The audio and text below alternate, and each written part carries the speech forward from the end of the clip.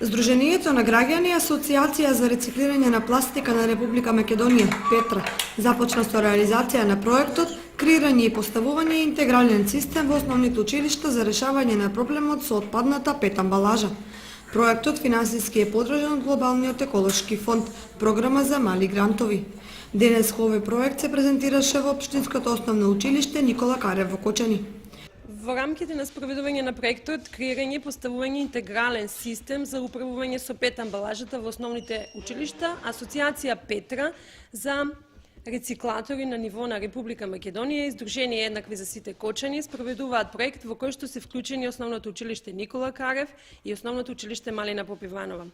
Денеска во рамките на планираните активности се наоѓаме во основното училиште Никола Карев, каде што се доставуваат рачните преси за пресување на пет амбалажа и џамбо вреките, со што ќе можат да почнат оперативните акции за собирање на пет амбалаж.